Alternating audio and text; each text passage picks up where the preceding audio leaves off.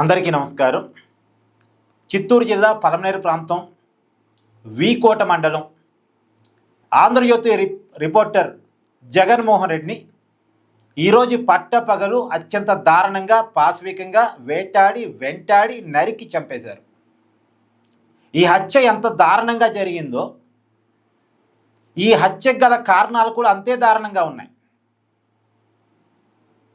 నిజానికి ఎవరైతే చనిపోయారో ఈ జగన్మోహన్ రెడ్డి, ఇతను 20 సంవత్సరాలుగా జర్నలిజంలో ఉన్నాడంట. అన్ని రాజకీయ పార్టీల నాయకులతో మంచి సంబంధాలు ఉన్నాయి. అంటే ఈ హత్యలో రాజకీయ కోణాలు, రాజకీయ కారణాలు ఏమీ లేవు అనేది తెలుస్తుంది. ప్రస్తుతం ఆంధ్రజ్యోతి రిపోర్టర్ అయినప్పటికీ కూడా 20 సంవత్సరాలుగా జర్నలిజం జీవితంలో ఉండటం వల్ల అన్ని రాజకీయ పార్టీల పెద్దలతో మంచి సంబంధాలు ఉన్నాయట. ఇప్పుడు ఈ పలమనేరు ప్రాంతం చంద్రబాబు నాయుడు గారి కుప్పం నియోజకవర్గంకి పక్కనే. చంద్రబాబు నాయుడు గారికి కూడా తెలుసట ఈ జగన్మోహన్ రెడ్డి. చంద్రబాబు నాయుడు గారు కుప్పం వెళ్ళినప్పుడల్లా చంద్రబాబు నాయుడు గారిని వెళ్ళి కలుస్తుంటాడంట. చంద్రబాబు నాయుడు గారు కూడా ఈ జగన్మోహన్ రెడ్డిని పేరు పెట్టి పలకరిస్తాడట. అంటే చంద్రబాబు నాయుడు గారికి కూడా తెలిసిన వ్యక్తే. అలాగే వైసీపీ చిత్తూరు జిల్లా పెద్దలతో కూడా మంచి పరిచయాలు ఉన్న వ్యక్తి. సో దీంట్లో అంటే ఈ హత్యలో రాజకీయ కారణాలు ఏమీ కనపడటం లేదు అనేది అక్కడ లోకల్ వాళ్ళు చెప్తున్నారు. అయితే 2 కారణాలు ప్రధానంగా వినిపిస్తున్నాయి. ఒకటేమో శ్రీగంధం స్మగ్లింగ్ వాళ్ళు ఎవరన్నా చంపేశారా అని. గతంలో ఇతను శ్రీగంధం స్మగ్లింగ్ సంబంధించి అనేక వార్తలు రాశాడట. ఆ స్మగ్లర్స్ ఎవరైనా చంపేశారా అనేటువంటిది అది ఒక రీజను.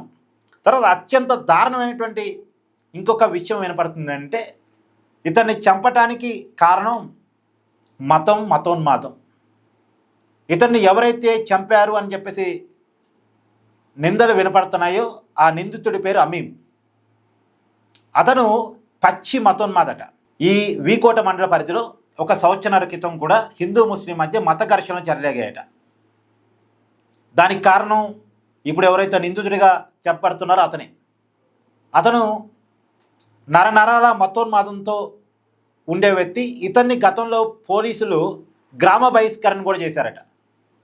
గ్రామ బహిష్కరణ చేస్తే ఇతను కర్ణాటకలో సరిహద్దులు, అంటే వీకోట మండలం కర్ణాటక సరిహద్దు, ఆ కర్ణాటక సరిహద్దులో తలదాచుకున్నాడట. అయినా పోలీసులు కళ్ళు కప్పి అడపదడప ఊరికి వస్తూనే ఉండేవాడంట. ఊళ్ళో కూడా చాలా గొడవలు చేస్తుండేవాడంట. ఇతని మీద 20 కేసులు ఉన్నాయట ఇప్పటికీ. ఇతని మీద రౌడీ షీట్ కూడా ఓపెన్ చేసి ఉందంట. మరి ఇక రౌడీ షీట్ ఓపెన్ చేసి ఉంది, 20 కేసులు ఉన్నాయి అంటే కరడు కట్టిన నేరస్తుడు. చట్టం అంటే భయం లేదు. అయితే ఇతను ముస్లిం మతానికి సంబంధించినటువంటి ఉన్మాదంతో ఊగిపోయే వ్యక్తి. సరే, మతాన్ని ఆచరించుకోవడం తప్పు కాదు, మతాన్ని ప్రేమించడం తప్పు కాదు, కానీ మతోన్మాదం తప్పు, మత ఉన్మాదం తప్పు. ఇప్పుడు ఇతను ఇలా ఉన్నాడని ఆ మతం వాళ్ళంతా ఇలాగే ఉన్నారని నేను చెప్పను.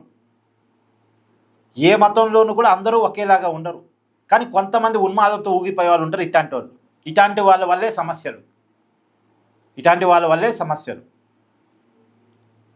ఇతను అయితే ఇప్పుడు ఎవరైతే చనిపోయినారో జగన్మోహన్ రెడ్డి, ఇతను ఈ మధ్య ఆర్ఎస్ఎస్లో చాలా యాక్టివ్గా తిరుగుతున్నాడట. హిందూ మతం అభిమానిగా ఇతను సోషల్ మీడియాలో పోస్టులు పెట్టడం, హిందూ మతం గురించి మాట్లాడటం, అక్కడ గతంలో జరిగిన మత ఘర్షణల విషయాన్ని కూడా అడపదడప ప్రస్తావించటం చేస్తున్నాడట.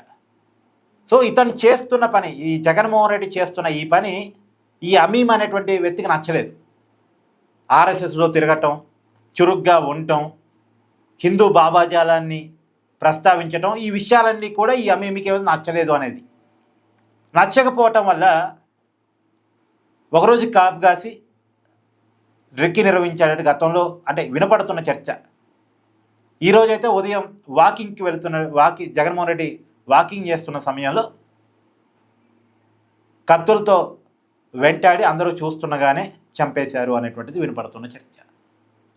ఏదేమైనా ఇక్కడ కారణాలు మాత్రం చాలా దారుణంగా ఉన్నాయి. మతోన్మాదం అనేటువంటి పదం అసలు నిజానికి మన తెలుగు రాష్ట్రాల్లో ఏదో కొన్ని ఏరియాలో కొద్ది సెన్సిటివ్ ఏరియాస్ ఉన్నాయి, కానీ జనరల్గా అయితే మతోన్మాదం మీద మనం అంత పెద్దగా మనకాడ మతాన్ని పాటించుకుంటారు, అన్ని మతాలను అందరూ గౌరవించుకుంటారు తప్ప మతోన్మాదంతో ఊగిపోవడం అనేది ఉండదు. కానీ ఈ మధ్యకాలంలో పాకిస్తాన్ ఏజెంట్గా ఉన్న కొద్ది మంది కూడా అరెస్ట్ అవుతున్నారు. కడపలో అరెస్ట్ అయ్యారు, విజయవాడలో అరెస్ట్ అయ్యారు, వైజాగ్లో అరెస్ట్ అయ్యారు, ఉత్తరాంధ్ర విజయనగరంలో పాకిస్తాన్ ఏజెంట్గా పనిచేస్తున్న వాళ్ళు అరెస్ట్ అయ్యారు.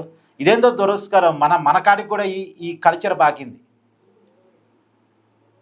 ఒకప్పుడు కొద్దిగా పాత బస్తీ మీద అడపాదడప అనుమానాలు ఉన్నప్పటికీ కూడా అవి కేవలం అనుమానాలుగానే ఉండే. కానీ ఈ మధ్యకాలంలో అసలు పాత బస్తీ ఏముంది, మొత్తం తెలుగు రాష్ట్రాల్లో కరీంనగర్, వరంగల్, తెలంగాణలో అయితే, అదే ఆంధ్రాలో అయితే కడప, విజయనగరం అన్ని చోట్ల కూడా ఈ ఉన్మాదులు, ఉగ్రవాదులతో సంబంధాలు ఉన్నవాళ్ళు దొరుకుతూనే ఉన్నారు. సరే, ఈ పర్టికులర్ వ్యక్తికి ఉగ్రవాదులతో సంబంధాలు ఉన్నాయని నేను చెప్పట్లేదు, కానీ మత ఉన్మాది అనేది మాత్రం తెలుస్తుంది. ఇతని మీద ఆల్రెడీ 20 కేసులు ఉన్నాయి అన్న విషయం కూడా తెలుస్తుంది. ఇతని మీద రౌడీ షీట్ కూడా ఉంది అట, ఈ నిందితుడి మీద, ఈ అమీమిగా చెప్పబడుతున్న వ్యక్తి మీద. సో అత్యంత దారుణమైన పాశవికమైనటువంటి హత్య. దానికి గల కారణం కూడా చాలా దారుణంగా అనిపిస్తూ ఉంది. సెన్సిటివ్ సమస్య. ఇప్పటికైతే ఇందులో పరారీలో ఉన్నాడు అని చెప్పేసి పోలీసులు అంటున్నారు. కానీ చాలామందికి ఉన్న అనుమానం పోలీసులు అదుపులోనే ఉండుంటాడు, పరారీలో ఏమి ఉండడం అనే అనుమానం. తెలీదు, చూడాలి ఏదేమైనా. సో రాబోయే కాలంలో దీని మీద ఇంకేమైనా అప్డేట్ ఉంటే దాని ఆధారంగా కూడా వీడియో చేద్దాం. ఏదైనా ఒక జర్నలిస్ట్ చనిపోయాడు కాబట్టి నేనైతే కొంత బాధను వ్యక్తం చేస్తున్నాను. అందులో ఈ కారణంతో జగన్మోహన్ రెడ్డి చంపటాన్ని నేనైతే తీవ్రంగా వ్యతిరేకిస్తున్నాను. మీ అభిప్రాయాన్ని కూడా కామెంట్ చేయండి. Thank you.